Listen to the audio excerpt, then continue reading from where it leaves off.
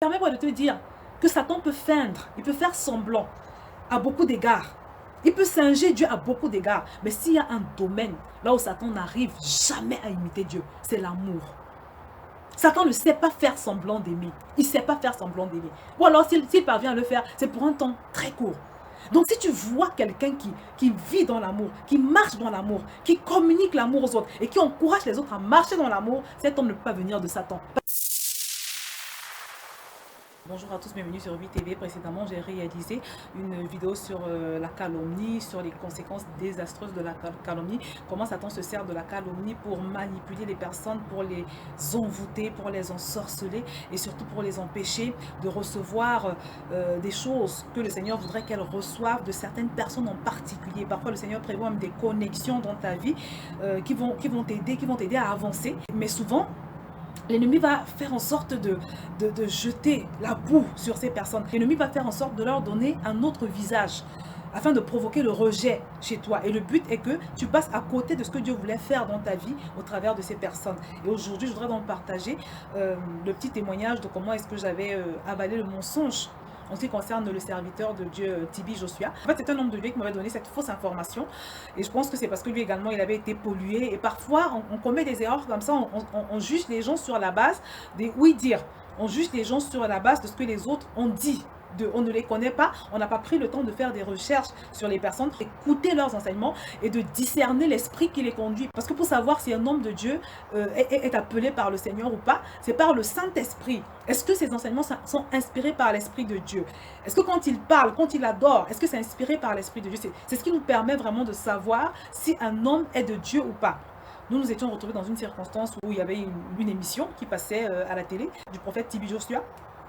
Et il a commencé à me dire que oui, cet homme que tu vois là, c'est pas la peine parce que c'est un grand sorcier. Il couche avec des serpents, il fait ci, il fait ça. Il m'a dit toutes sortes de choses horribles. Et moi, je ne le connaissais pas avant. J'avais jamais entendu parler de lui, je le connaissais, mais pas du tout. J'ai reçu ce mensonge, je l'ai avalé, j'ai cru à ce qu'il me disait, surtout qu'il était pasteur. Donc, voilà, c'est comme ça que j'ai avalé ce mensonge, ce qui fait que j'avais cette mauvaise image. Et quand j'ai vu certaines autres personnes parler en mal donc de ce prophète, je me suis dit que forcément, il y avait un fond de vérité. Sauf que, quelques années plus tard, j'ai une personne qui est très proche de moi, qui était malade.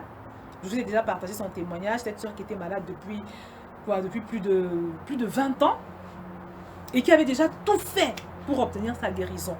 Elle a fait des croisades d'évangélisation, elle a fait des jeûnes. À un moment donné, elle était devenue comme un squelette tellement maigre, parce qu'elle passait toute sa vie dans le jeûne. Elle a tout fait, mais sans résultat. Et un jour, le Seigneur lui met à cœur de faire un voyage, de se rendre au Nigeria pour rencontrer le pasteur, parce qu'il fallait absolument qu'elle obtienne sa guérison.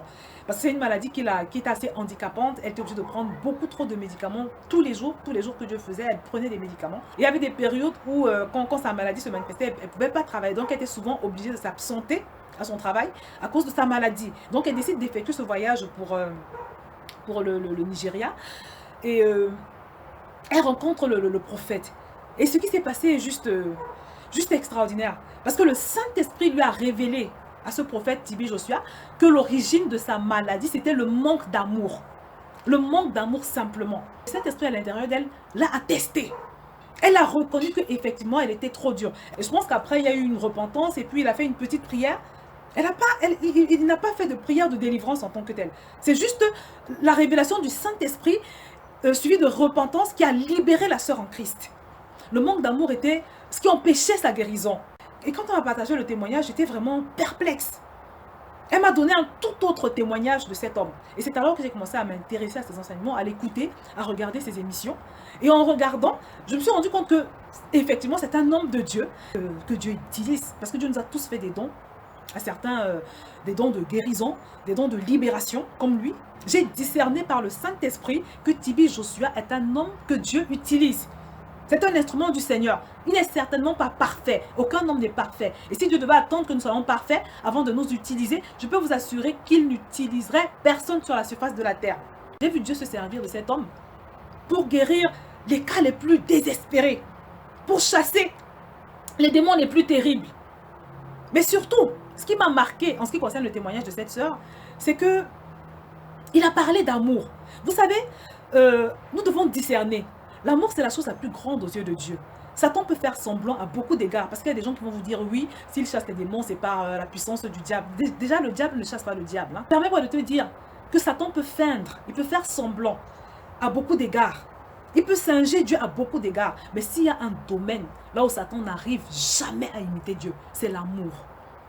Satan ne sait pas faire semblant d'aimer. Il ne sait pas faire semblant d'aimer.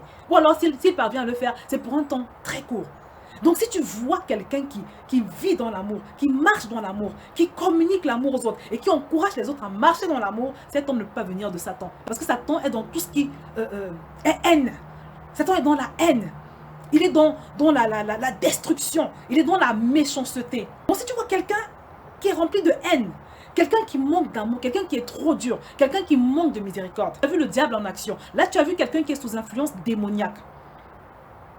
On n'est pas un faux pasteur parce qu'on récolte des fonds dans le but de bâtir un temple à Dieu. On n'est pas un faux pasteur parce qu'on écrit des livres et on les vend. On n'est pas un faux pasteur parce qu'on met ses enseignements sur CD et qu'on les vend. On n'est pas un faux pasteur pour toutes les raisons ridicules que certaines personnes évoquent. On reconnaît un arbre par ses fruits. Je l'ai dit dans la précédente vidéo et je le redis encore aujourd'hui. Donc mes frères, mes sœurs, si vous voulez savoir si un homme est appelé par Dieu, si un homme est établi par Dieu, observez ses fruits. Comme je l'ai dit dans la précédente vidéo, ce n'est pas par le nombre de calomnies qui circulent au sujet d'un homme de Dieu. Ce n'est pas par le nombre de manipulations vidéo montées, vidéo rafistolées à gauche et à droite dans le but de faire dire à l'homme ce qu'il n'avait pas l'intention de dire. Ce n'est pas par ce genre de choses qu'on reconnaît qu'un homme est faux. Mais Jésus nous dit, c'est par son fruit. Le fruit de l'amour ne fait pas partie des fruits que les personnes qui sont influencées par Satan portent. Donc mes bien-aimés, je voulais simplement partager ce témoignage du prophète Tibi Joshua. Ce n'est pas un homme que je suis particulièrement, ce n'est pas un homme avec qui je me sens proche, ce n'est même pas c'est pas le genre de personne avec qui je connecte. Mais simplement, je voulais vous donner un exemple d'une fois où j'ai moi aussi avalé le mensonge. Parce que j'ai écouté des choses qui m'ont été dites au sujet d'une personne et je les ai acceptées. Je les ai acceptées et j'ai commencé à le voir comme cela m'avait été décrit. Or, c'est une erreur terrible, c'est une erreur grave. Surtout que le pire souvent, c'est que quand on reçoit ce genre de mensonges, de semences, on a tendance à aller divulguer. Parce que la parole de Dieu nous dit que si tu affirmes d'une personne qui vient de Dieu, qu'elle vient du diable, tu commets un péché contre le Saint-Esprit. Parce que c'est ce qui malheureusement s'était passé avec Jésus, dont les pharisiens avaient dit qu'il chassait les démons par Belzébuth. Donc c'est des choses vraiment très graves. Je voudrais simplement t'inviter à désormais discerner les gens par leurs fruits et non par ce qui se dit à leur sujet.